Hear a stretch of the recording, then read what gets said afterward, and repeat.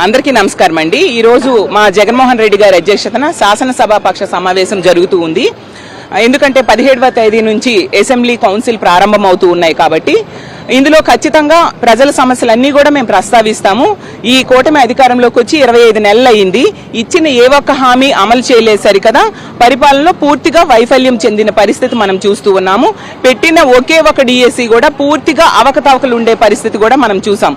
అన్ని ఆధారాలతో మా జగన్మోహన్ రెడ్డి గారు ప్రజల ముందు ప్రభుత్వం ముందు పెట్టినా కూడా ప్రభుత్వం ఎటువంటి చర్యలు తీసుకోలేదు। సిబిఐ ఎంక్వైరీ మేము కోరుతూ ఉన్నాం। సిబిఐ ఎంక్వైరీ చేస్తే నిజ నిజాలు బయటకు వస్తాయి। అంతేకాకుండా దీనికి ఇన్ని అవకతవకలు జరిగాయి కాబట్టి నైతిక బాధ్యత వహించి లోకేష్ గారు రాజీనామా చేయాలని కూడా ముందు నుంచి కూడా మేము అడుగుతూ ఉన్నాం। కానీ ఎటువంటి శ్రద్ధ వీళ్ళు తీసుకోవట్లేదు। ఎందుకంటే సిబిఐ ఎంక్వైరీ అంటే వీళ్ళు భయపడుతూ ఉన్నారు, వీళ్ళు తప్పు చేశారు కాబట్టి। నిజం చెప్పాలంటే స్పోర్ట్స్ కోటాలో జరిగిన అవకతవకలు, ఈ డిఎస్సిలో జరిగిన అవకతవకలు ఈ రాష్ట్ర చరిత్రలో ఎప్పుడూ జరగలేదు। నిజంగా జీవోలు మార్చడం ఏంటి, అంతేకాకుండా పేకాట లాంటి గేమ్స్ ను కూడా, తాడాట ఇలాంటి గేమ్స్ ను కూడా పెట్టేయడం, వీళ్ళే అసోసియేషన్స్ ఫామ్ చేసి ఆ అసోసియేషన్స్ అధ్యక్షులుగా తెలుగుదేశం పార్టీ నాయకులు కోన రవికుమార్ గారు అవ్వచ్చు, భరత్ గారు అవ్వచ్చు, వీళ్ళు ఉండి వాళ్ళ సొంత వాళ్ళకేమో సర్టిఫికేట్లు ఇచ్చేయడం ఏంటి, తర్వాత జీవోలు మళ్ళీ మార్చేయడం ఏంటి, ఆడియో వీడియో విజువల్స్ కూడా బయటకు వచ్చాయి, బేరసారాలు జరిగాయి అని తెలిసినా కూడా వీళ్ళు ఎందుకు సిబిఐ ఎంక్వైరీకి భయపడుతూ ఉన్నారు? వీళ్ళు తప్పు చేశారనే విషయం బయటకు వస్తుంది అనే భయంతో వీళ్ళు సిబిఐ ఎంక్వైరీకి వెనకడుగు వేస్తూ ఉన్నారు। అలాగే అవుట్ సోర్సింగ్ అభ్యర్థి నవీన్ విషయంలో కూడా తీసుకుంటే ఎస్సీఆర్టీలో పనిచేస్తున్న అబ్బాయికి ఫస్ట్ ర్యాంక్ ఎలా వస్తుంది? వచ్చాక మళ్ళీ ఆ అబ్బాయిని పక్కన పెట్టారు, ఎందుకంటే అక్కడ పేపర్ లీకేజ్ జరిగిందనేది స్పష్టమైంది కాబట్టి। అంతేకాకుండా ఇన్ని అవకతవకలు జరిగినప్పుడు లోకేష్ గారు నైతిక బాధ్యత వహించి రాజీనామా చేయాలి కదా। అలాగే ఫీజు రీఎంబర్స్మెంట్ బకాయిలు 9,500 కోట్లు ఈ రోజు ఉండిపోయాయి। దానివల్ల పేద విద్యార్థులు ఉన్నత విద్య చదవాలంటే వాళ్ళకి అవకాశాలు లేక, ఎందుకంటే ఫీజు కట్టాలంటే డబ్బులు కావాలి, తల్లిదండ్రులు ఈరోజు ఆ ఫీజు కట్టడానికి అప్పులు చేసి కడుతూ ఉన్నారు, లేకపోతే కాలేజీలు సర్టిఫికేట్స్ ఇవ్వట్లేదు। అలాగే ఇంటికి ఒక ఉద్యోగం లేదా 3,000 రూపాయలు నిరుద్యోగ భృతి అన్నారు, 25 నెలలైంది, ఏ నిరుద్యోగికి ఇచ్చారు? ఒక్కొక్క నిరుద్యోగికి ఈ రోజు 75,000 అప్పు పడింది, బాకీ పడింది ఈ ప్రభుత్వం। అలాగే తీసుకుంటే మహిళల సమస్యలు, లా అండ్ ఆర్డర్ గాలి కొదిలేశారు। ఈ పార్టీ మంత్రులు, ఎమ్మెల్యేలు, కార్యకర్తలు, నాయకులు మహిళల మీద అఘాయిత్యాలు, దాడులు, వేధింపులు చేస్తూ ఉండే పరిస్థితి, ఏమైనా చర్యలు తీసుకుంటూ ఉన్నారా?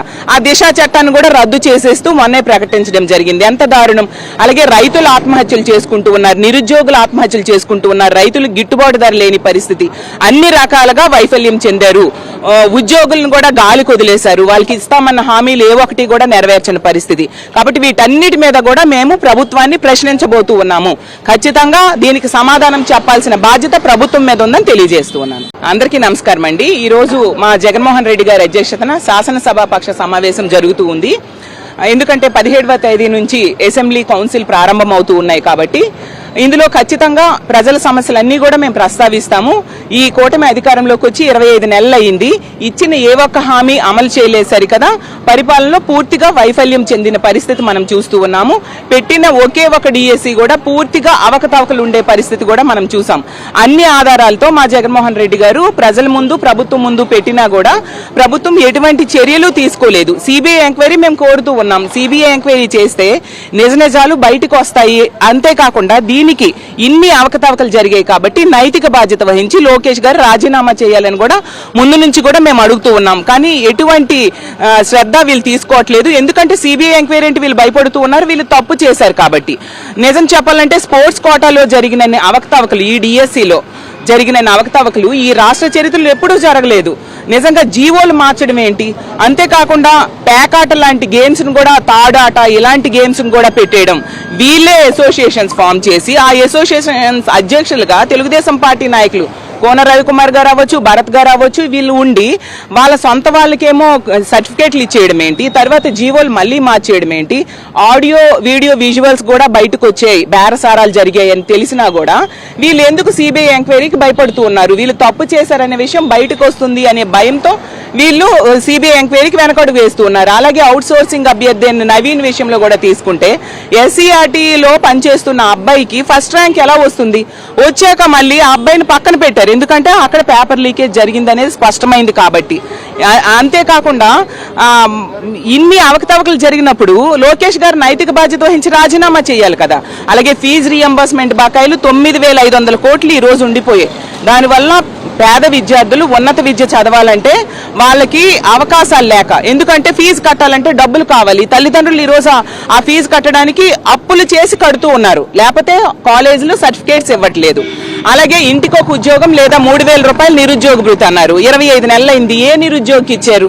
ఒక్కొక్క నిరుద్యోగికి ఈ రోజు 75,000 అప్పు పడింది, బాకీ పడింది ఈ ప్రభుత్వం. అలాగే తీసుకుంటే మహిళల సమస్యలు, లా అండ్ ఆర్డర్ గాలికి వదిలేశారు. ఈ పార్టీ మంత్రులు, ఎమ్మెల్యేలు, కార్యకర్తలు, నాయకులు మహిళల మీద అఘాయిత్యాలు, దాడులు, వేధింపులు చేస్తూ ఉండే పరిస్థితి. ఏమైనా చర్యలు తీసుకుంటూ ఉన్నారా? ఆ దిశ చట్టాన్ని కూడా రద్దు చేసేస్తూ మొన్నే ప్రకటించడం జరిగింది. ఎంత దారుణం. అలాగే రైతులు ఆత్మహత్యలు చేసుకుంటూ ఉన్నారు, నిరుద్యోగులు ఆత్మహత్యలు చేసుకుంటూ ఉన్నారు, రైతులకు గిట్టుబాటు ధర లేని పరిస్థితి. అన్ని రకాలుగా వైఫల్యం చెందారు. ఉద్యోగులను కూడా గాలికి వదిలేశారు, వాళ్ళకి ఇస్తామన్న హామీలు ఏ ఒక్కటి కూడా నెరవేర్చని పరిస్థితి. కాబట్టి వీటన్నిటి మీద కూడా మేము ప్రభుత్వాన్ని ప్రశ్నించబోతూ ఉన్నాము. ఖచ్చితంగా దీనికి సమాధానం చెప్పాల్సిన బాధ్యత ప్రభుత్వం మీద ఉందని తెలియజేస్తూ ఉన్నాను. అందరికీ నమస్కారం అండి. ఈ రోజు మా జగన్మోహన్ రెడ్డి గారి అధ్యక్షతన శాసనసభాపక్ష సమావేశం జరుగుతూ ఉంది. ఎందుకంటే 17వ తేదీ నుంచి అసెంబ్లీ కౌన్సిల్ ప్రారంభమవుతూ ఉన్నాయి కాబట్టి ఇందులో ఖచ్చితంగా ప్రజల సమస్యలన్నీ కూడా మేము ప్రస్తావిస్తాము. ఈ కూటమి అధికారంలోకి వచ్చి 25 నెలలు అయింది, ఇచ్చిన ఏ ఒక్క హామీ అమలు చేయలేదు సరికదా. పరిపాలనలో పూర్తిగా వైఫల్యం చెందిన పరిస్థితి మనం చూస్తూ ఉన్నాము. పెట్టిన ఒకే ఒక డిఎస్సి కూడా పూర్తిగా అవకతవకలు ఉండే పరిస్థితి కూడా మనం చూసాం. అన్ని ఆధారాలతో మా జగన్మోహన్ రెడ్డి గారు ప్రజల ముందు, ప్రభుత్వం ముందు పెట్టినా కూడా ప్రభుత్వం ఎటువంటి చర్యలు తీసుకోలేదు. సిబిఐ ఎంక్వైరీ మేము కోరుతూ ఉన్నాం. సిబిఐ ఎంక్వైరీ చేస్తే నిజ నిజాలు బయటకు వస్తాయి. అంతేకాకుండా దీనికి ఇన్ని అవకతవకలు జరిగాయి కాబట్టి నైతిక బాధ్యత వహించి లోకేష్ గారు రాజీనామా చేయాలని కూడా ముందు నుంచి కూడా మేము అడుగుతూ ఉన్నాం. కానీ ఎటువంటి శ్రద్ధ వీళ్ళు తీసుకోవట్లేదు. ఎందుకంటే సిబిఐ ఎంక్వైరీ అంటే వీళ్ళు భయపడుతూ ఉన్నారు, వీళ్ళు తప్పు చేశారు కాబట్టి. నిజం చెప్పాలంటే స్పోర్ట్స్ కోటాలో జరిగిన అవకతవకలు, ఈ డిఎస్సిలో జరిగిన అవకతవకలు ఈ రాష్ట్ర చరిత్రలో ఎప్పుడూ జరగలేదు. నిజంగా జీవోలు మార్చడం ఏంటి? అంతేకాకుండా పేకాట లాంటి గేమ్స్ ను కూడా, తాడాట ఇలాంటి గేమ్స్ ను కూడా పెట్టేయడం.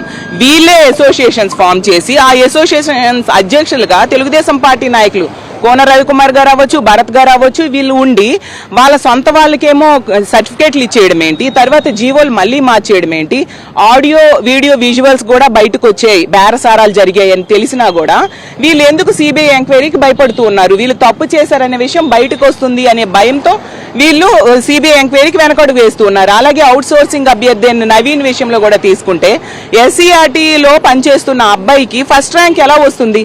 వచ్చాక మళ్ళీ ఆ అబ్బాయిని పక్కన పెట్టారు, ఎందుకంటే అక్కడ పేపర్ లీకేజ్ జరిగిందనేది స్పష్టమైంది కాబట్టి. అంతేకాకుండా ఇన్ని అవకతవకలు జరిగినప్పుడు లోకేష్ గారు నైతిక బాధ్యత వహించి రాజీనామా చేయాలి కదా. అలాగే ఫీజు రీఎంబర్స్మెంట్ బకాయిలు 9,500 కోట్లు ఈ రోజు ఉండిపోయాయి. దానివల్ల పేద విద్యార్థులు ఉన్నత విద్య చదవాలంటే వాళ్ళకి అవకాశాలు లేక, ఎందుకంటే ఫీజు కట్టాలంటే డబ్బులు కావాలి. తల్లిదండ్రులు ఈ రోజు ఆ ఫీజు కట్టడానికి అప్పులు చేసి కడుతూ ఉన్నారు, లేకపోతే కాలేజీలు సర్టిఫికేట్స్ ఇవ్వట్లేదు. అలాగే ఇంటికి ఒక ఉద్యోగం లేదా 3,000 రూపాయలు నిరుద్యోగ భృతి అన్నారు, 25 నెలలైంది. ఏ నిరుద్యోగికి ఇచ్చారు? ఒక్కొక్క నిరుద్యోగికి ఈ రోజు 75,000 అప్పు పడింది, బాకీ పడింది ఈ ప్రభుత్వం. అలాగే తీసుకుంటే మహిళల సమస్యలు, లా అండ్ ఆర్డర్ గాలికి వదిలేశారు. ఈ పార్టీ మంత్రులు, ఎమ్మెల్యేలు, కార్యకర్తలు, నాయకులు మహిళల మీద అఘాయిత్యాలు, దాడులు, వేధింపులు చేస్తూ ఉండే పరిస్థితి. ఏమైనా చర్యలు తీసుకుంటూ ఉన్నారా? ఆ దిశ చట్టాన్ని కూడా రద్దు చేసేస్తూ మొన్నే ప్రకటించడం జరిగింది. ఎంత దారుణం. అలాగే రైతులు ఆత్మహత్యలు చేసుకుంటూ ఉన్నారు, నిరుద్యోగులు ఆత్మహత్యలు చేసుకుంటూ ఉన్నారు, రైతులకు గిట్టుబాటు ధర లేని పరిస్థితి. అన్ని రకాలుగా వైఫల్యం చెందారు. ఉద్యోగులను కూడా గాలికి వదిలేశారు, వాళ్ళకి ఇస్తామన్న హామీలు ఏ ఒక్కటి కూడా నెరవేర్చని పరిస్థితి. కాబట్టి వీటన్నిటి మీద కూడా మేము ప్రభుత్వాన్ని ప్రశ్నించబోతూ ఉన్నాము. ఖచ్చితంగా దీనికి సమాధానం చెప్పాల్సిన బాధ్యత ప్రభుత్వం మీద ఉందని తెలియజేస్తూ ఉన్నాను.